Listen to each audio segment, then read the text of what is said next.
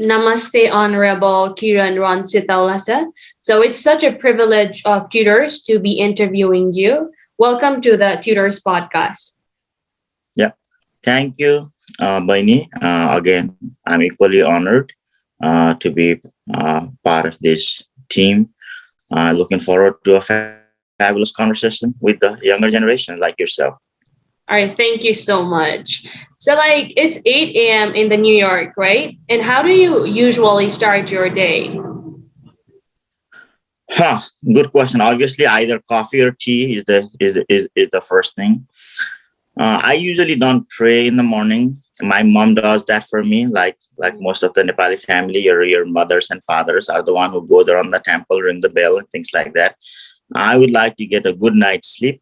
Wake up in the morning, I either have tea or coffee, and then first thing I do is I check BBC.com Mhm. because that is where I get the at least so far unbiased, unvarnished news of the world around the world. I also go and check. Then I follow a couple of other sites like NPR.org. I also go to Washington Post, New York Times, and just try to get caught up with the day's news. What happened since I last missed? I mean, I've just been following Ukraine, and it is very sad what Mr. Putin decided to do there, unprovoked war, uncalled for war. But I'm also very proud how the Ukrainians are fighting back. So that's how I start my morning every day Okay, with like, and a coffee. okay. So, like, like you're such a busy person, right? Like, you have so many things going on. So, how do you like you multitask? Let me say, you're basically a multitasker and a trailblazer in terms of achievement. So, like, how do you manage to, get through all of it in your day? Like, how do you manage to multitask? Yeah. So the myth about multitasking is wrong. You cannot multitask. It really is. The concept of multitasking is actually a failed one. You have one mind, you can only put your mind in one thing at a time, right? If you try to split it, it does not work well. We also need to be conscious that the God has been very fair to every human being. He's given them equally 24 hours. He's given 24 hours to you, and he's given 24 hours to me.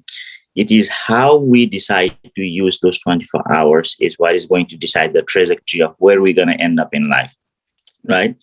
So if you are a sports person, if you want to focus most of your hours doing sports and you want to be the best in the world, that is where you should be focusing. If you are going to be doing research, that is what it is, right?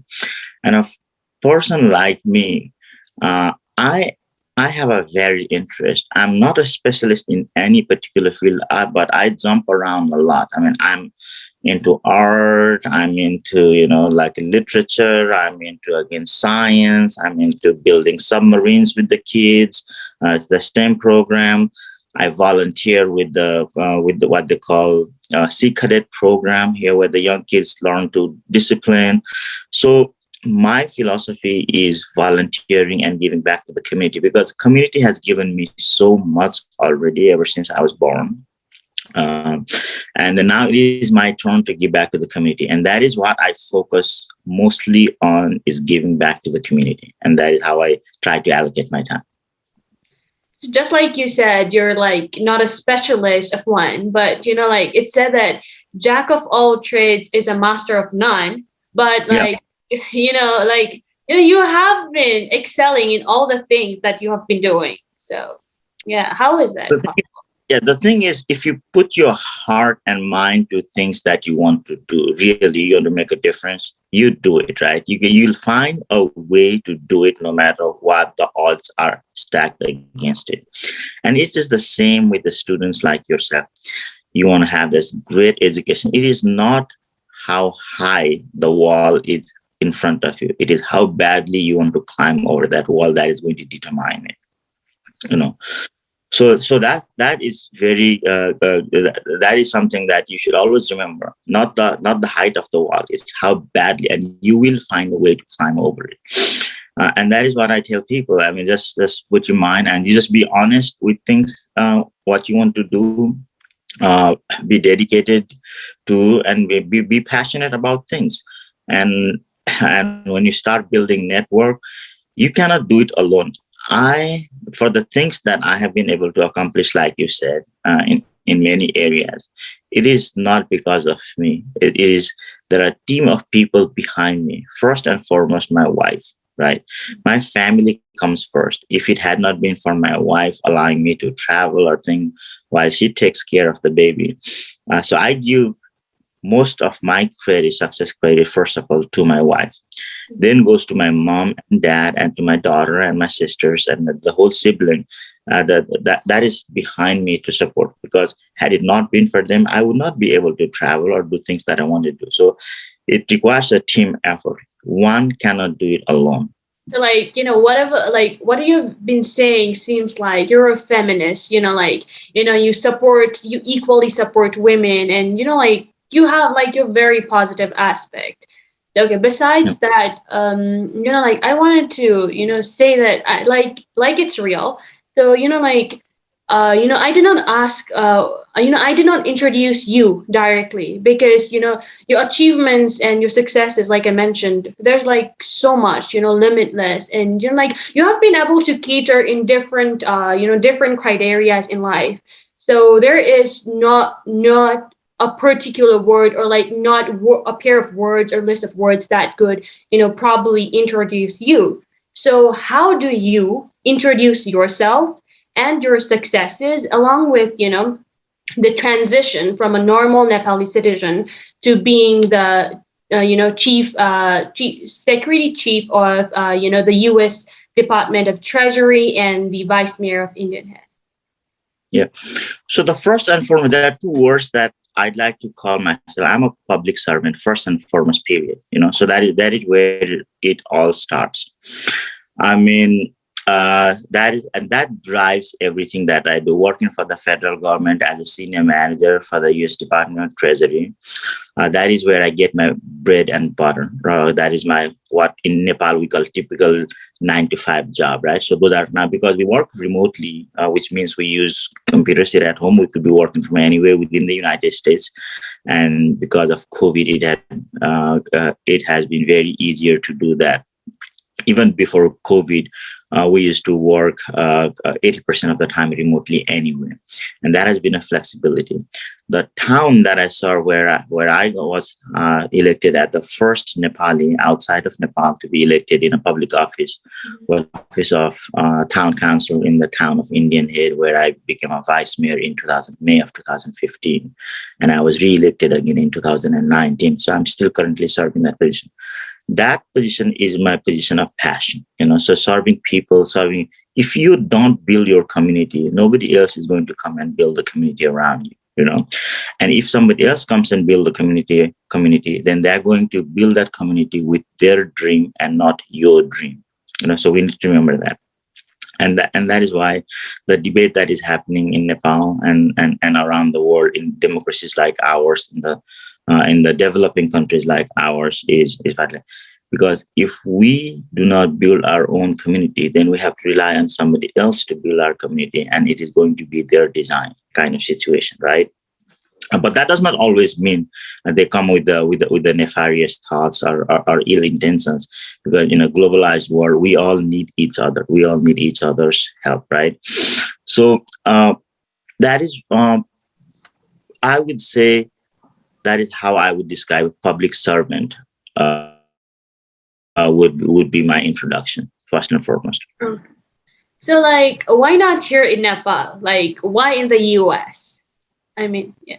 Why not in Nepal? What, Like, be why elected not? in Nepal? Yeah, why not You build a say community in Nepal? Being a Nepalese citizen, build. like, why in the U.S.? Oh, absolutely. That's a very good question. Here's the thing. So we, as a in a globalized world, we can be anywhere and we can be making in any difference, any corner of the world. It is not that I have shied away from helping Nepal. Absolutely not. I actually come to Nepal twice a year. I actually designed a course with University of Maryland to teach elected officers in Nepal. As a matter of fact, even right now, I think the U.S. Embassy, most of the elected officials, especially local government mayors, vice mayors, ward chairs, they have been taught my course on how to run the government, how to implement not the implementation side, understanding the rules of the elected office, understanding how to settle disputes. So I have designed course for them, and I come and teach them every year, twice a year. So I sacrifice my own personal time. I come there and I teach. So last course I taught was in Pokhara in 2000, I believe, 19, but it was before the COVID. It's just during COVID I have not been able to come. So, but I hope to work with University of Maryland again. My next phase is to design a course to help implement. Now, once you pass a local law, how do you implement that in a way that benefits the one of our challenge in Nepal right now is not lack of money. It is not lack of any other willingness to do, but lack of techniques to implement what has been passed in the law. So they say, hey, we've designed a law to bar discrimination, but how does that get implemented down to the level? So that has been the biggest challenge for Nepal in terms of implementation. We have enough money that we have not been able to spend ourselves.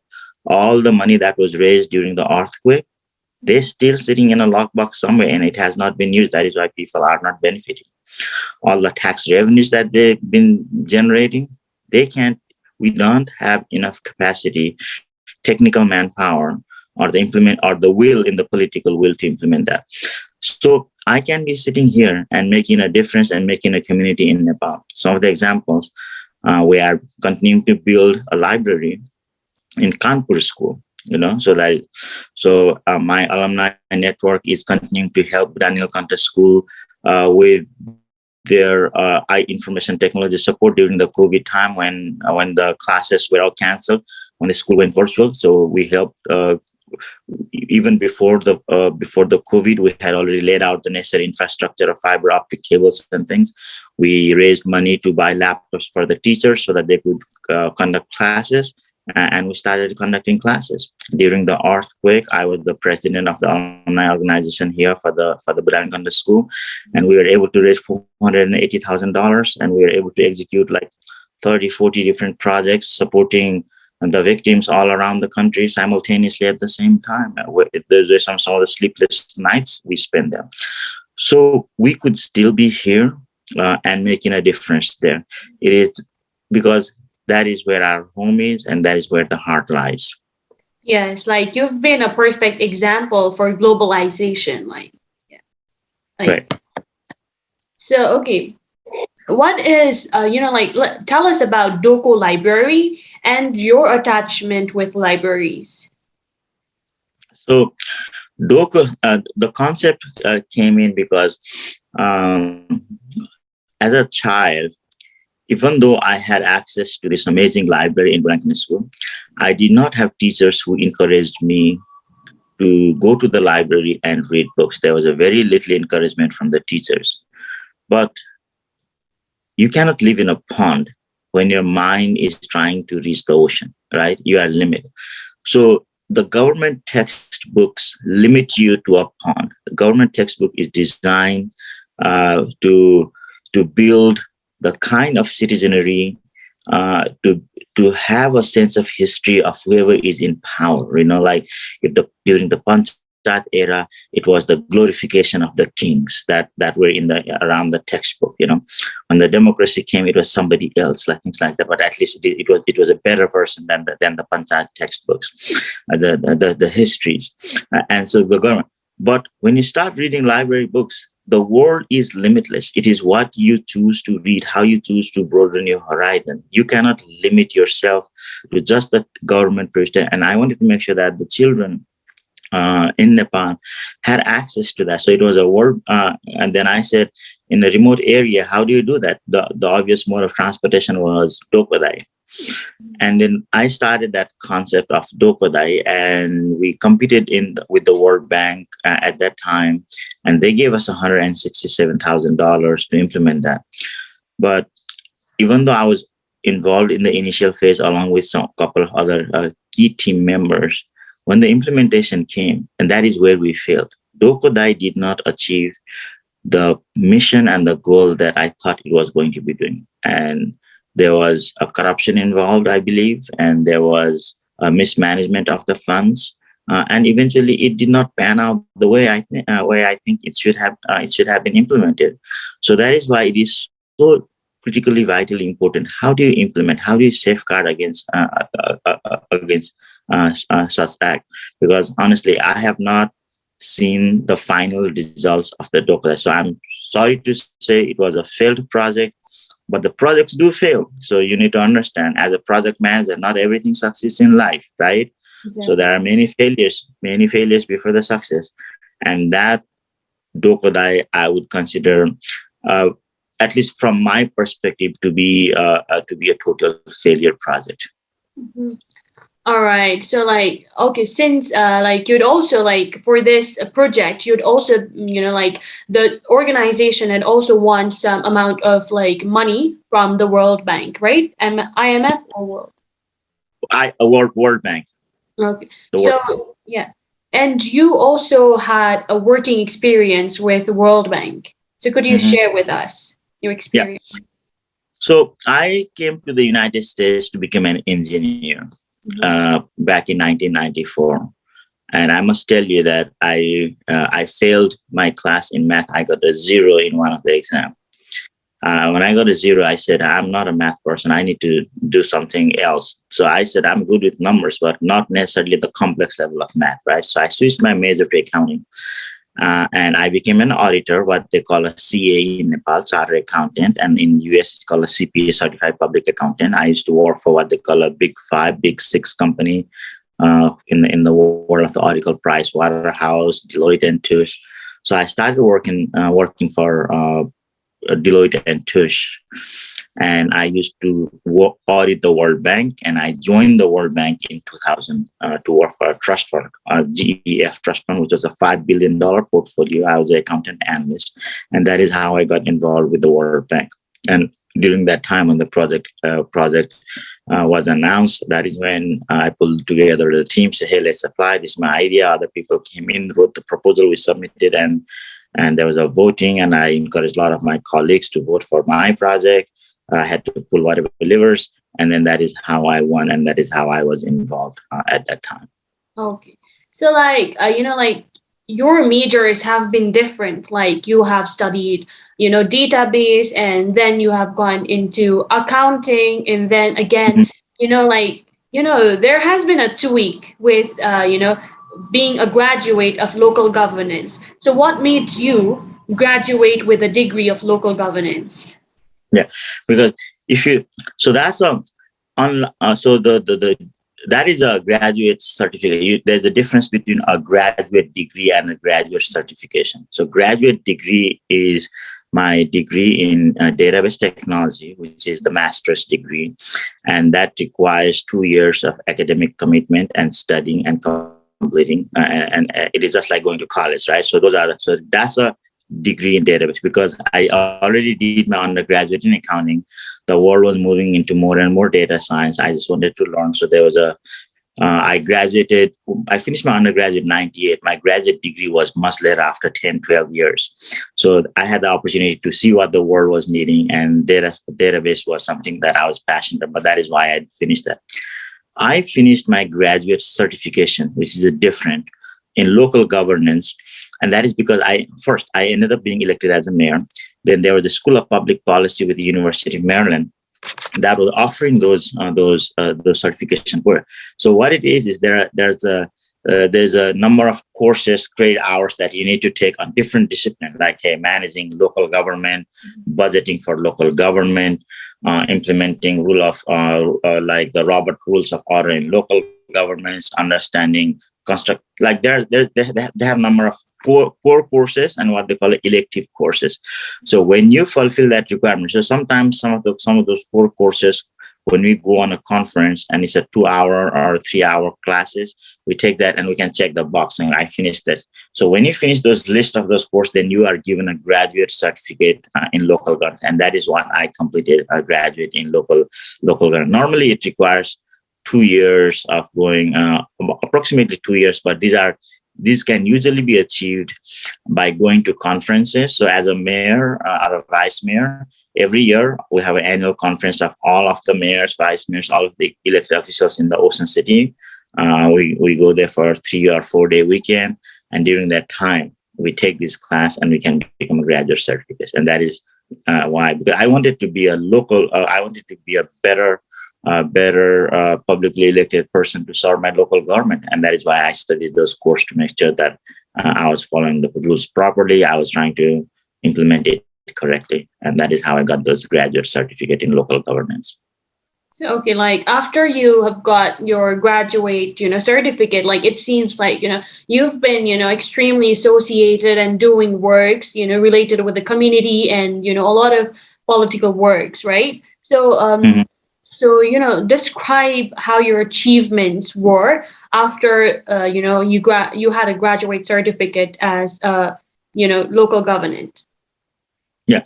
So the graduate certificate helped me. One of the things was to work with University of Maryland, partner with them, and help design a course that we could use to teach other elected officials around the world. Like, for example, the course that is being taught in Nepal was a direct result of that.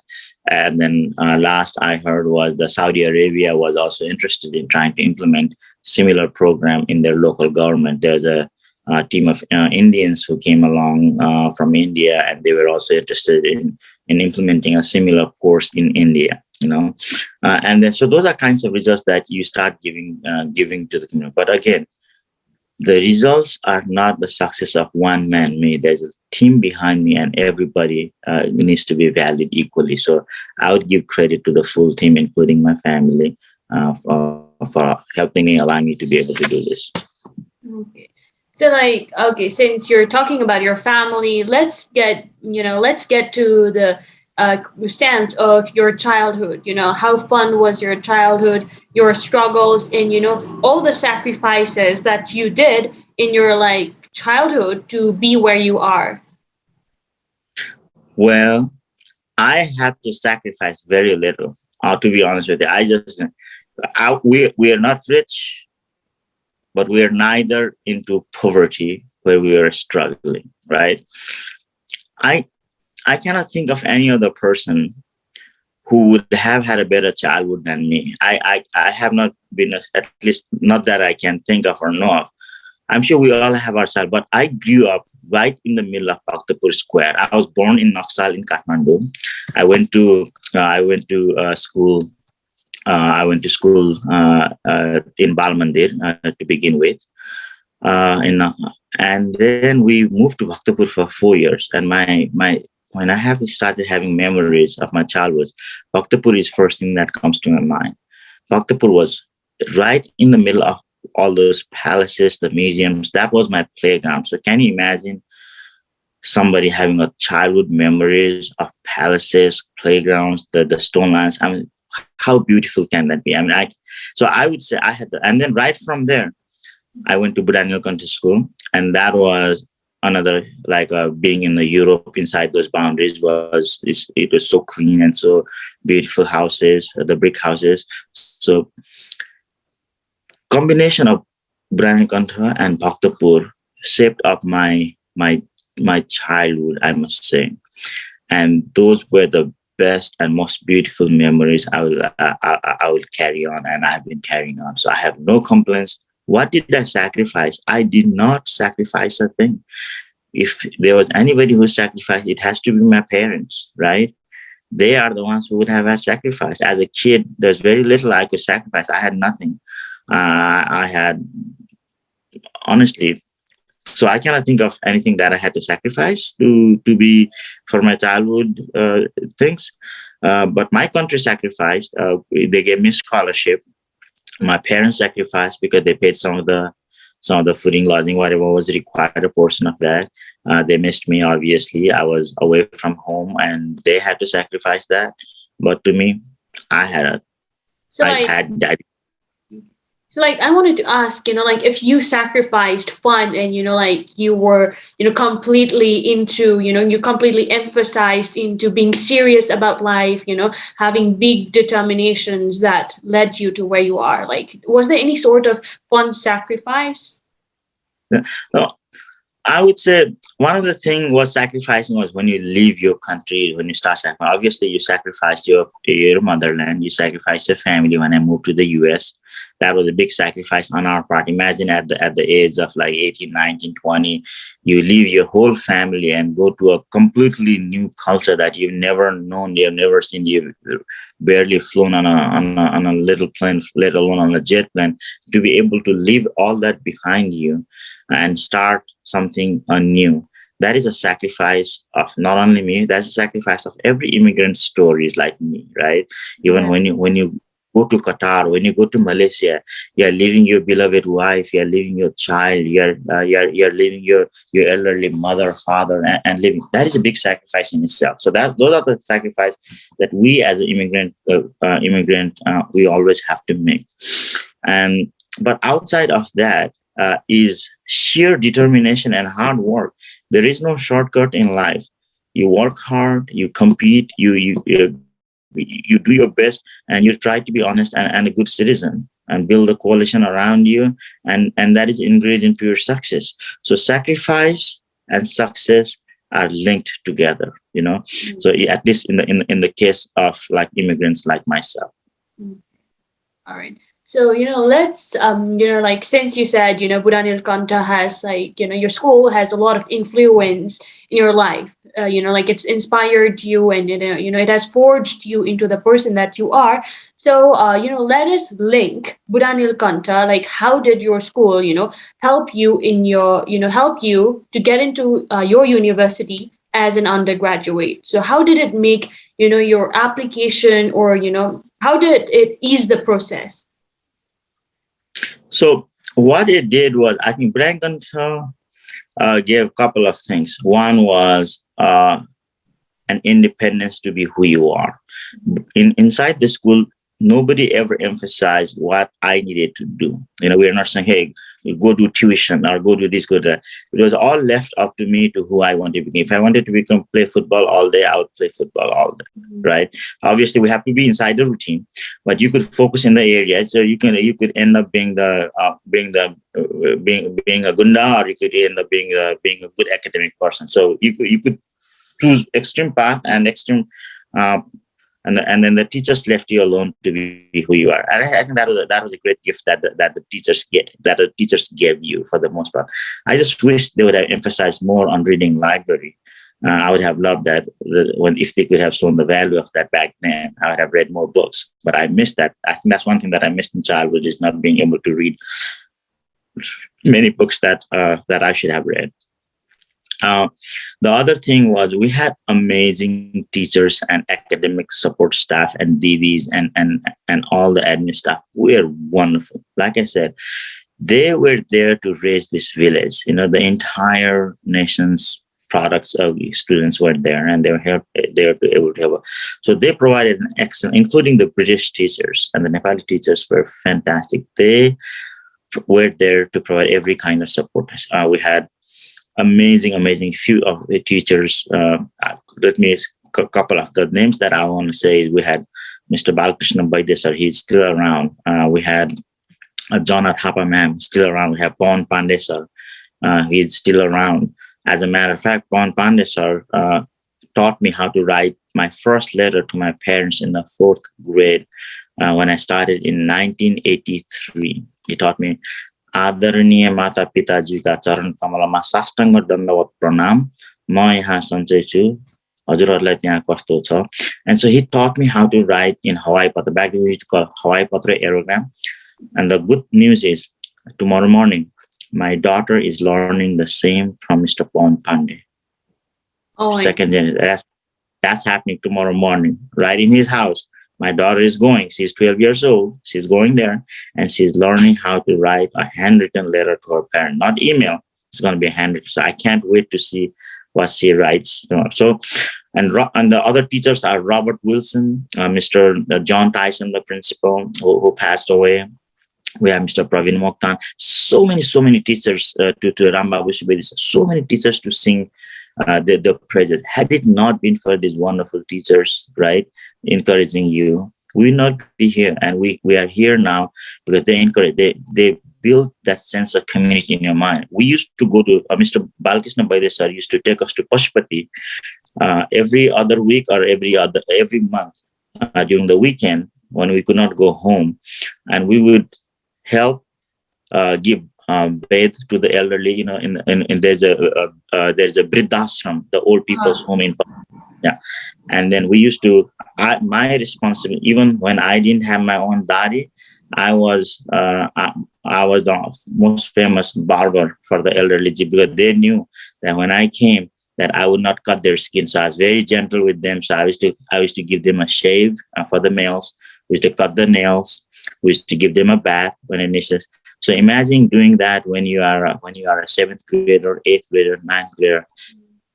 How the sense of community builds in your mind, saying how you need to give back to the community. And my father one day saw me in Pashupati doing that, and he said he was very pleased. He never told me that he had stopped by there to see what I was doing, but he said he saw it, and he said he knew that his old age was secured, because if I had already learned how to take care of these people that had no relations to me, he knew I would take care of him when he got old. And my father is still with me. So my father lives with me, and my father and mother, they're living with me in the United States. They've been here for 20 years. And then my goal is to make sure that they continue to live with me till their dying days. I don't want to send them to the elder daycare facility. As much as I can, I will try to take care of them. And those are the kind of sense of community that we need, responsibility and sense of citizenry responsibility I learned from BNKS. Okay. So, like you had a lot of support from the side of your teachers, it seems like, that eased the process. So let's be a bit specific, okay? Like, what do you think, got you into the prestigious universities? Was it your academics or was it your ECAs? Like ECAs as in the social service that you had all done, and like being practical about your practical achievements rather than the quantitative, achievements, which means the marks. Was it your marks that got you, or was it all the contribution and your all practical knowledge? So let me turn the question back to you. So imagine you are let's say an admission officer at Cornell University. I'm just giving you a name. Okay, you are an admission officer at Cornell University, and you have all these applicants from around the world, right? What is it that you are going to look for to come to your university? Are you going to look for somebody who has just been focused on getting 4.0 all his or her life? Are you going to look for somebody who is run the fastest? Are you looking for somebody who has had the mix of all, saying this person has dedicated to the academic, but hey, here are social streak on this side. This person have volunteered here, volunteered there. They've been serving the community. What is it that you're looking for? That when you answer that is exactly who you should be striving to. If you want to get into a great school, it is not only being smart, right? Smart is just one aspect of it. Of course, it counts. But if you haven't done any volunteer work, if you haven't been in that person is not going to be socially or community responsible. I'm looking as a Cornell, I'm looking to create a citizens for next 30, 40, 50, 60 years of their life that are dedicated to the community. If I have a person who is just reading books all the time, what value is the nation going to be getting out of that person, right? Of course, we need those kind of research kind of person when they do it. But as an admission counselor, I'm looking into what am I building for the next century? Who are the kind of students I'm going? And if you answer that question, that is exactly who they are looking for. So it's not one area. You need to be so. Cases you don't need to be super smart, but you need to be hardworking, dedicated person who is showing that you're willing to try. Right? That's one. So I'm in my class of 100 students, I was 17 or 18th in between. A bit like I had a top students there, 17th and 18th in between. But if I could make it out, anybody, I feel anybody else can make it out. I have no. So my mero bhanji, she just got into Cornell, and she is not super smart, but you know what, she works hard. But she also helped, like she's in Tanzania right now, and she raised $1,400 to buy shoes for the local school students who had a bare feet when they went to the school. Remember, you've seen those kids in Nepal, right? So Yes. she raised she bought 90 pairs of Bata shoes, and she took to the school. So she went there, took a measurement of each of those kids. She went back to the Bata company. She ordered all those shoes, different sizes, and she went back and delivered those shoes to those kids. Mhm. Wouldn't you want to hire that kind of person, give admission to that person if you are a Cornell people? Exactly. And those are the things that you need to start making, showing difference in community. You need to start focusing on your academic also, but you need to have your and when you have this combination of skills, what you are doing, like podcasting, another great communication skills, you are able to communicate. But what's inside your mind remains inside your mind. But when you put that in writing, then the world can read and see. When you put that in podcasting, the world can hear you. You know, so those skills are very valuable. Mhm. Okay, yes. Thank you so much. I really love your perspective on, like academics and all of that. So let's get back to, your journey as an international student. Like, did you give SATs? Like, was it, was SAT necessary? And, all of, like also including letter of recommendation. So let us, take a look into your application and your journey as an international student. Yeah. So letter of recommendations are very, very important, I would say, because that is because the hiring officer has no very other few other basis to know who this person really is. And academic, like I said, makes one person of that. Your extracurricular list of your extracurricular makes another person of that. But your genuine letter of recommendation shows who you are, how the teachers have interacted, where you failed.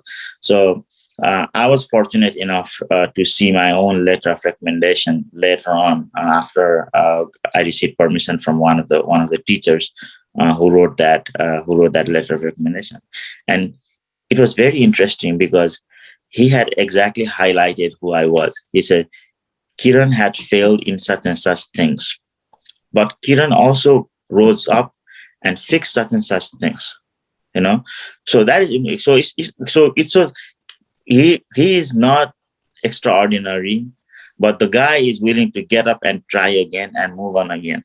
But Kiran is dedicated, determined, but he's not the super. He's the 17th out of his class in the A level. I think we had by the time we graduated 27. He's 17th out of the 27th in the thing. But Kiran can go through it. You can put obstacle in front of Kiran, but he will find a way to go around. And those are the kind of languages that the teacher wrote. So it doesn't have to be saying you don't have to use superlatives. So this is extremely smart, one of a kind. People know because they can read through that, right? They want to read genuine. Mm-hmm. There was a case, in which the guidance counselor in TJ High School is called Thomas Jefferson High School in the United States is the best, just like a Bulayan Country School of Nepal. You know, it was the best school it's the best high school in the United States. It's in Virginia. And I talked to the counselor saying, how do you write your recommendation? And he said, in some cases, when he writes recommendation, he just said, just call me to talk about this. But that was all he wrote in the recommendation. Call me in this number to talk about this person. And then he said, just that line. And he said, why did you do that? He said, you know what? There is not enough words or space in this document here to write who this person really is. So I need to talk to the counselor directly and explain to them who this person really is, what these struggles are, so that the hardware or whoever is trying to hire him knows. And that was in the that's all it was in the recommendation. Call me at this number. And they called and then they discussed who this person was. And that is so it comes in various ways. You know, it doesn't have to be a traditional, this person is extremely smart, da, da, da, da. You just give your genuine feedback. People know that not everybody can be number one in class, right? There's only one or two number one equals in the class. And that's okay. We're all human beings. We all have talents. So like in your case, you're very fortunate that, teachers were like open to writing letters of recommendations. But at, some point, there are teachers, who say that you can do it yourself. You're such a smart student, you're so much capable. So why don't you do it yourself? There are teachers, in this point of time, there are teachers, so what would you like to say, and what would be your tips on that situation for such students, where when teachers themselves are not so much open to writing LORs? Yeah. So you need to understand also from the perspective of the teachers, right? Teachers are overworked and overwhelmed with so many students. And then the other concept is you need to start the process early. So how can you help? So yeah, first of all, you have to set up this one-on-one meeting with the teachers and explain to them what you are looking. So if the deadline is coming up in January, if it's an early decision, it comes in November. If you start the conversation around July, say, hey, I'm considering applying to this college. Here is my resume that I have worked so far. Give them all the tools, because generally the students come up and say, can you write me a recommendation letter, sir? Hell no, I'm not going to write you a recommendation letter. You do your due diligence first. And then talk and let's have conversation. Set up a half an hour, explain to them what your goals are, where you want to be headed, so that teachers get to know you better, right? And then there can't be 25 people coming on the last and start recommending. Of course, then they say, write yourself recommendation, I'll sign you. And that is doing disservice to the students, that is doing disservice to the teacher. So in a good reputed school, the process starts early on. The process involves a set of expectations that both the students and the teachers know. The expectation from let me give you a case of Kritika. So Kritika, who just got accepted to Cornell, she started the process early. She understood what was so she prepared her resume. So she emailed her resume to the teachers in advance, saying, hey, here is a copy of my resume. I will be requesting to write you a recommendation letter. And here is when the deadline is, but here is what I'm doing. If you give them a month ahead of notice, they cannot say no. It is very rare. But you also have to follow up and remind them, sir, if a week has passed, you haven't heard back, follow up what's going on. We need to have a backup plan in mind. Then the next person has how many. So if you do those kinds of agreements ahead and have a clear understanding, the teacher will write you a recommendation. And it is not necessarily only the teachers have to write it. You can reach out to the others also, and you can submit others' recommendation as well. So that's such a smart and liberal answer, I must say. Like, your perspective, it's very much liberalistic. And it's like, yeah, it's very much liberalistic. So, okay, so one question is, now it's going SAT optional.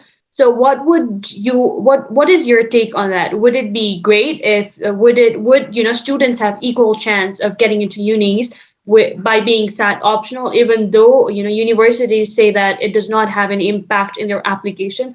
So what is your take on being SAT optional? Yeah, my thing is this. My recommendation is take the SAT exam. If you have a great score, report it. That is another tool for the university in their decision-making process, right? If you have a bad score, don't report it, right? So, but take the SAT. I am not a big supporter of SAT. I don't think it is especially it is for people coming from Nepal, and it's a very difficult exam. It is a very difficult exam by any measure, even here, also for the students here. And I think it was designed specifically to exclude certain population and focus on certain population only. And I think I'm glad the universities are seeing the value of that. But that does not mean SAT has not proven itself right. So when you look at the performance later on in college of who succeeds and who didn't, who completed on time and who did not, SAT has a fairly good track record of predicting your grades in college and future things like that. So it is. But if you are great in taking SAT exam, take it. There is no harm. There is no harm in learning more. When you take SAT, you increase your vocabulary, you increase your analytical when you practice all those things. You do that. There's a great benefit to that as well. I took SATs 2 times, and then that's okay. So take as many times as you want. I would even start early. I would start, say, take your exam when you take your SAT when you're in 10th grade. Take your SAT if you have research take in the 11th grade. 11th grade, take it, just for the heck of it. And you will know where to focus. And if you do good, report that score. And then that will be counted towards you. If it's bad score, hey, like you learn something out of it, and that's okay. Yes, but like, if students are like, students haven't taken math subject, it would be hectic because, they have to, focus on learning maths from basics, so wouldn't that be time consuming for students, who have not taken maths? Because I think that would be a bit time consuming for such students. And maybe, Yeah, instead of, doing that, they right. can focus on what. You're saying math, right? Yes. If the students haven't taken math, that level of basic level of math, I don't know why they want to go to college, how they're going to make it through college, first of all. You need math, okay? So there's no if or but around.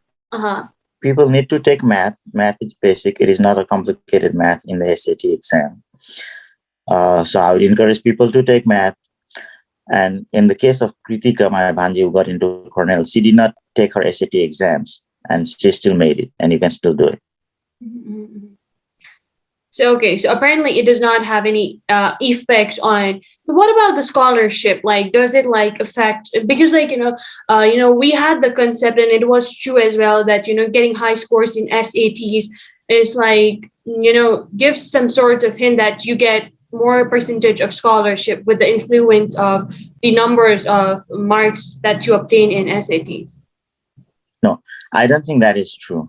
The reason that is not true, I believe, is because first and foremost, your admissions comes first, whether you're accepted or not.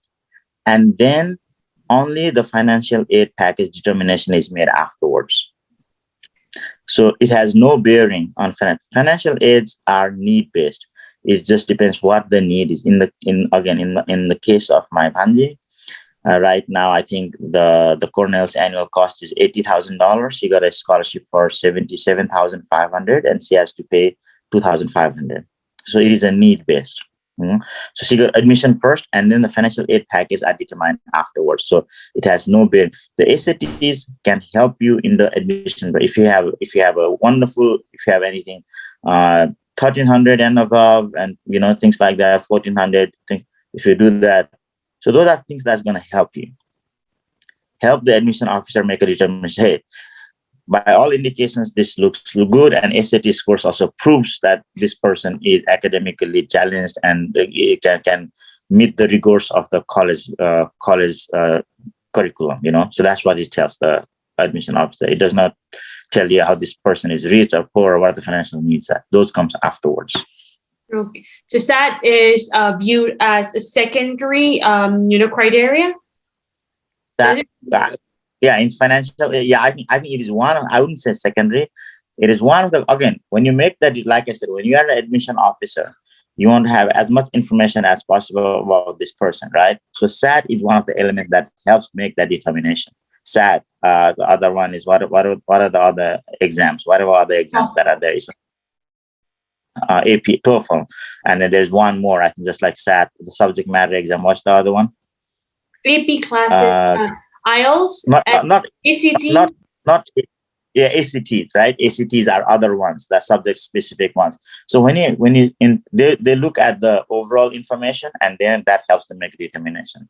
And just because somebody does not have SAT does not mean they cannot get the similar information from all other recommendation or other sources also. So it helps them, but it is not an absolute requirement, and it is not the final say. SAT is not the final say. So, like, what is, according to you, what is, changed in between, the international students for now and the international and, the time when you were an international student? So what has changed? I think obviously there are a lot more people who want to study abroad.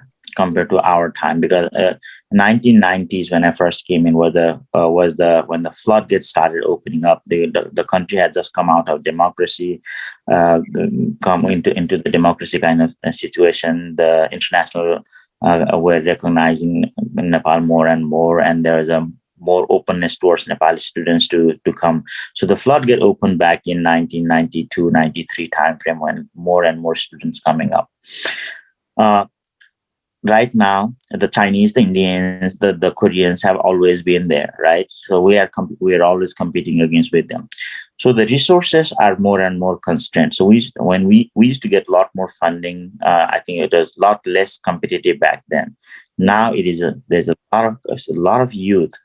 There's a very highly smart, talented. You guys have more resource with the internet and everything that's around. So it is more competitive now. And I think the resources are still limited. So you have to fight for those funding resources. And that is becoming more and more challenge for your generation. But that does not mean opportunities are not. There's plenty of opportunities for the right people who are willing to work hard. Okay. So, now that, once you were an international student and now that you train international students, so like, how do you train them to stand out? I don't train the international students because I'm working right now, right? I'm not in the training business. But if somebody does ask for conversation or ask for, say, how should I do that? I always like, even with my Ohio Wesleyan University, I volunteered just 2 weeks ago. The current students from India, I believe, they called me saying, "Hey, how to navigate? I'm having such and such challenges," and I give them guidance based on what their goals are. So I do one-on-one conversations, help them out. Sometimes the blind country students reach out to me saying, "Hey, I'm having this trouble or that trouble," and then we try to navigate.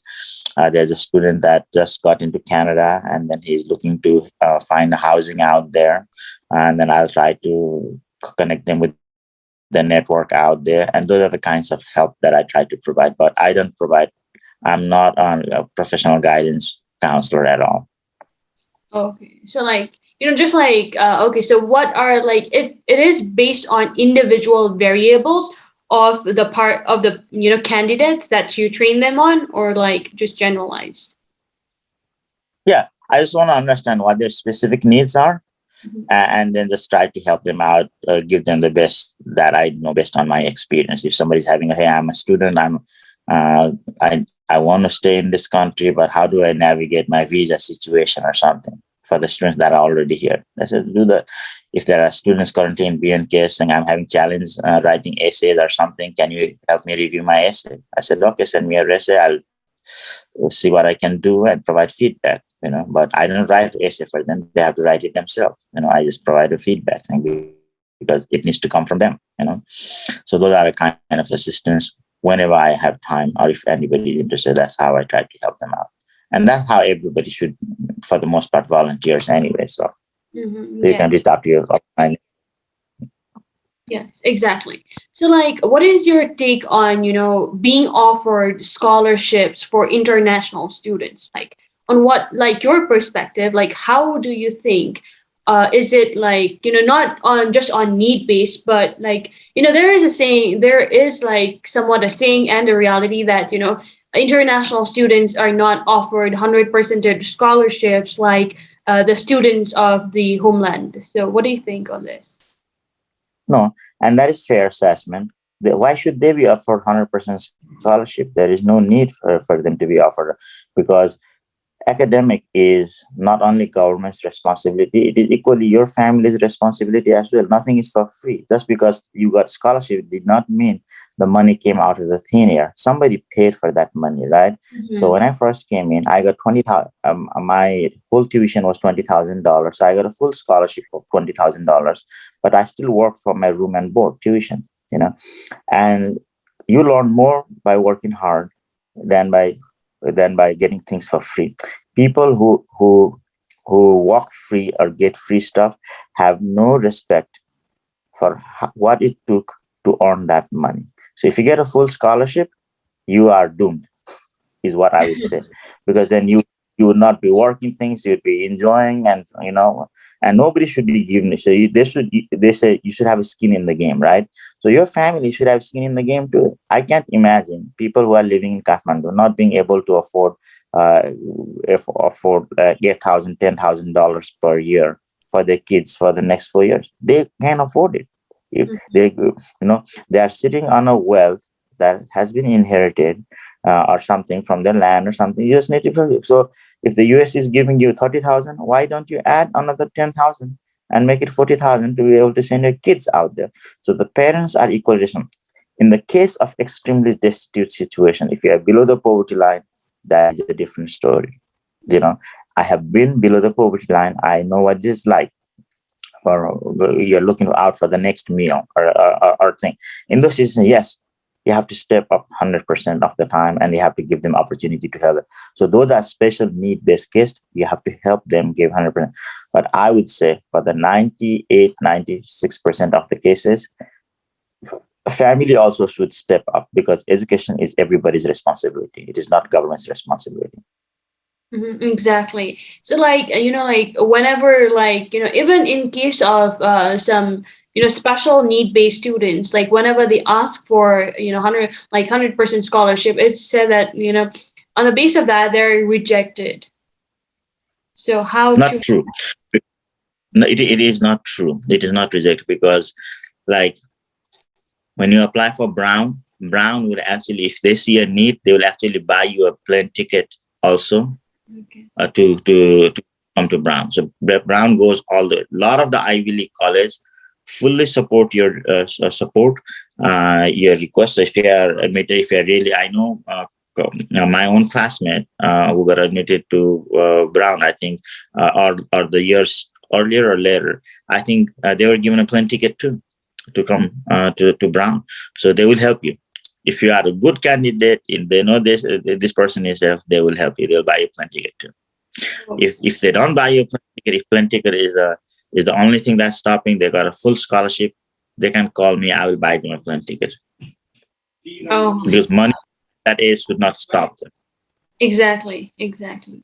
So like what would be your tips for students wanting to go into Ivy Leagues, get into Ivy Leagues? Like there's so much of competition for Nepalese students right out here. What would be your tips for standing out to get into Ivy Leagues, because there's so much of Yeah, competition? yeah. I would say this: Ivy League should not be a goal. It there are so many colleges in the US, in Europe, in Australia, in China, in India. You need to broaden your horizon.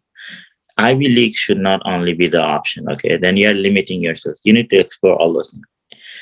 Academic institutions are very revered, and they are providing a very great service. So they are equal. I went to Ohio Wesleyan, 2,000 students.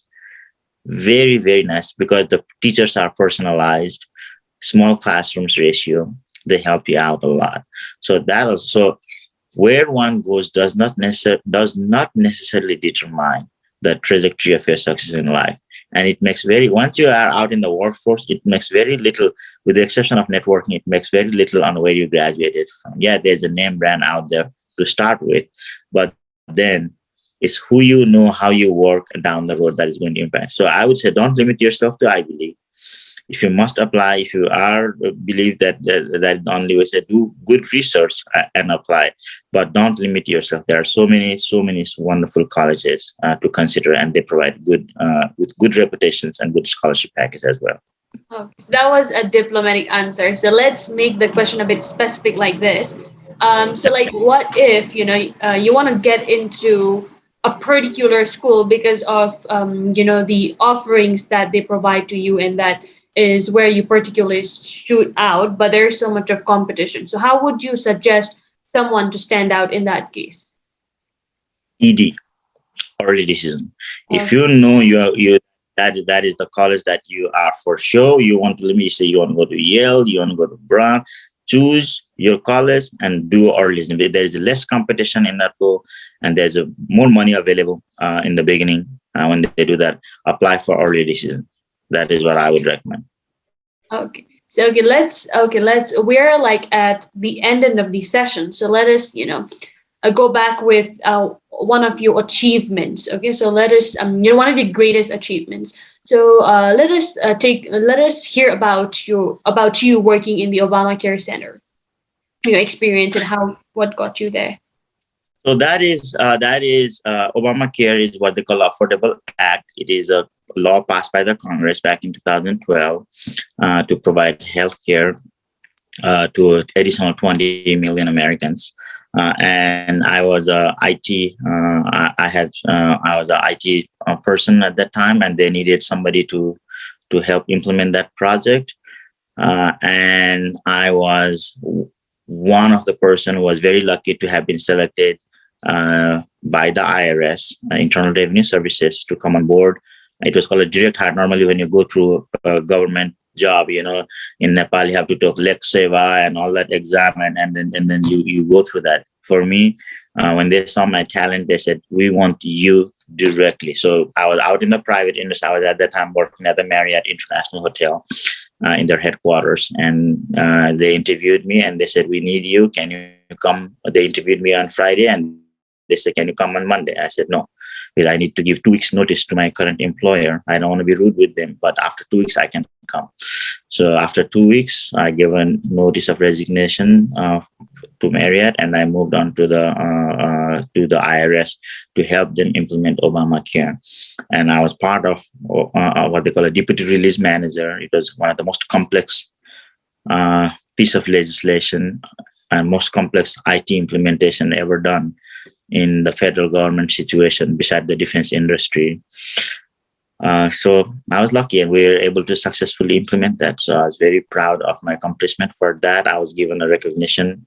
It is the highest recognition that the IRS, the Treasury, gives for an employee.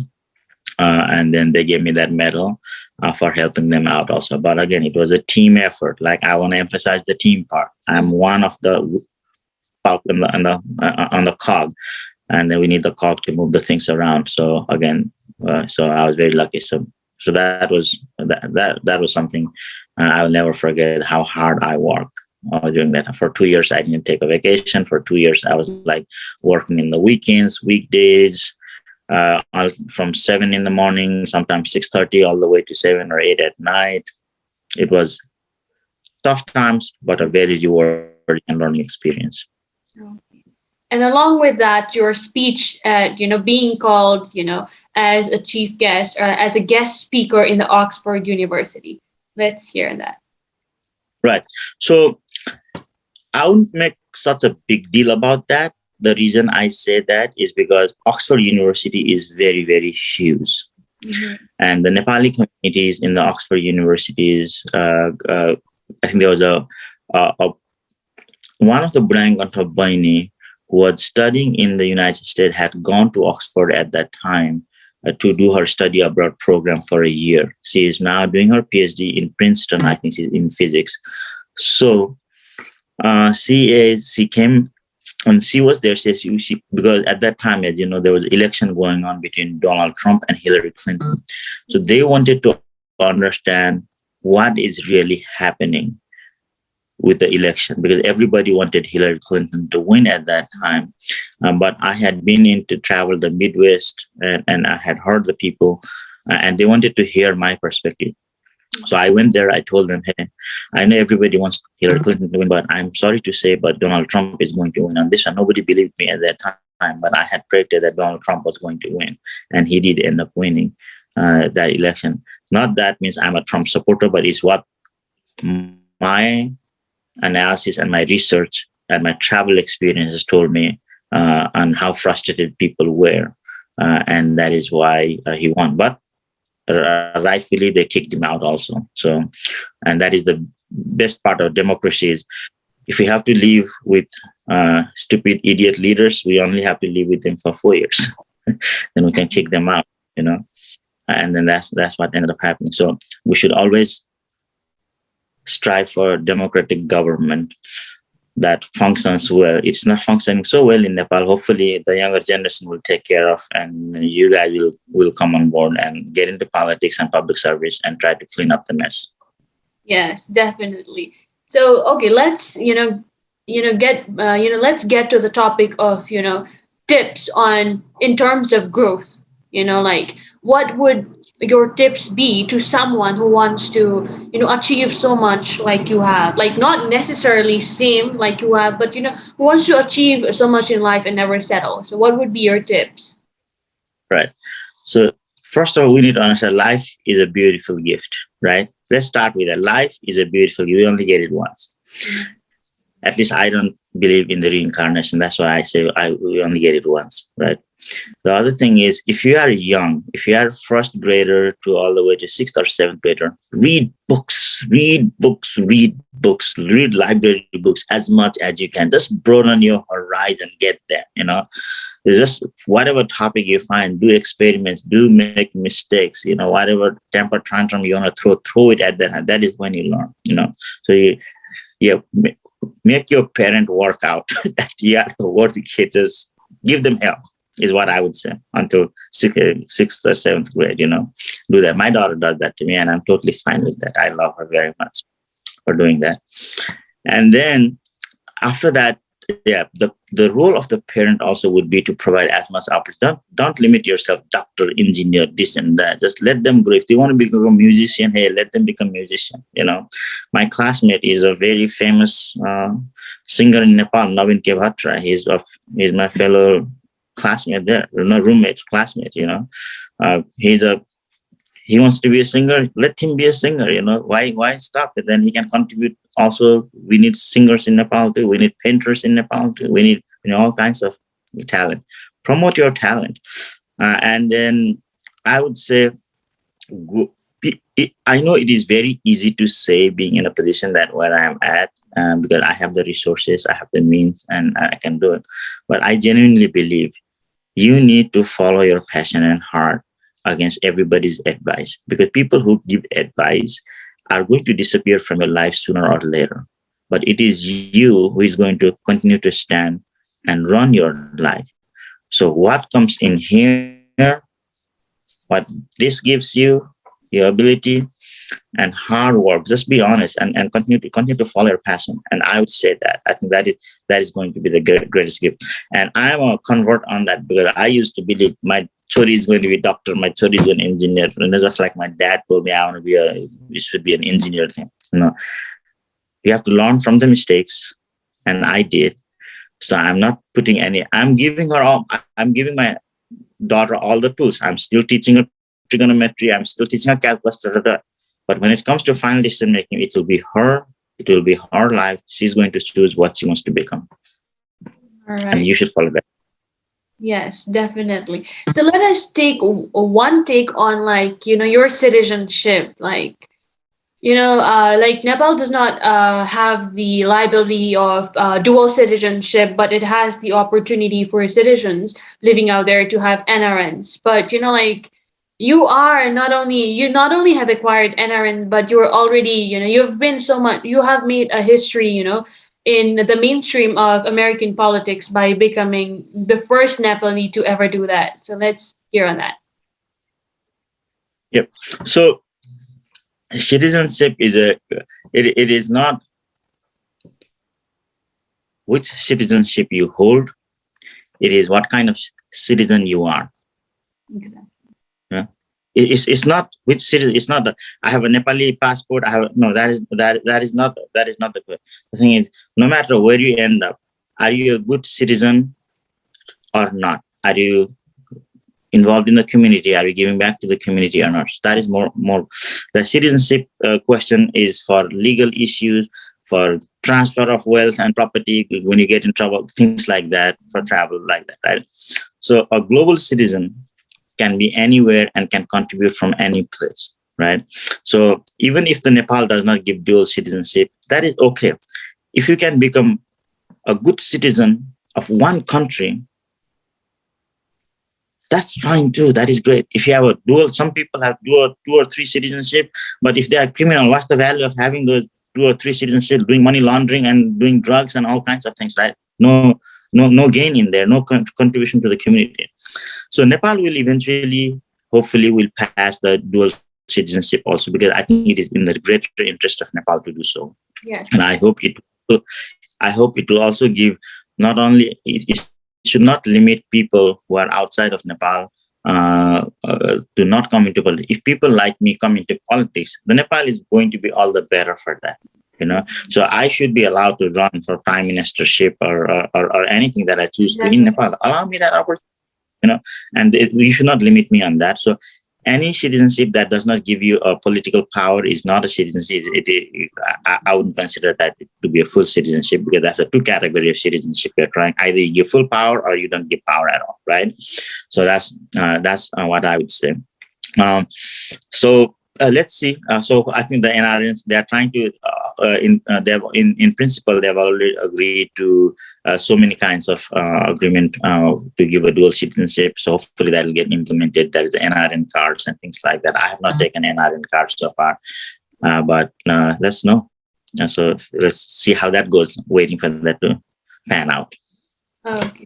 Yes, it's when we are not, when we do not have the accessibility of dual citizenship, like we cannot contribute politically or legally in, the other countries, like in the US, will not be legally recognized. We can do works, but we cannot have legal transfers. So that is a Yeah. bit sad part. Yeah, that's what I wanted to say. Yeah. And then, but if you want to do good, the citizenship will never stop you. If you want to do good for America, if you want to do good for your country, nobody's ever stopped a person trying to do good. You can always volunteer. That does not require citizenship. That is an agreement between you and the God. And I want to do good, you'll do good. Uh, there's so much to learn from you, but we have to also consider that, we are in a time constraint. So, yeah, Right. fine. So, I will need to go to after this. So would it be okay now if we decide to end our conversation? yes, of course. Okay. So Rubika, thank you so much for giving me this opportunity. My request to you is, your last name is Pradhan. I don't know if you speak Newari or not. My request to you, if you do not speak Newari, I need you to learn that language. That is who you are. That is your identity. And then I would highly encourage you to learn and pursue that language. You're going to be adding a lot on that. So being a Pradhan means supreme, the best, the Pradhan, the chief. So I would encourage you to learn about and research about Mr. Sir Lain Singh Bangdelji. Read about him, learn about him, find books about him.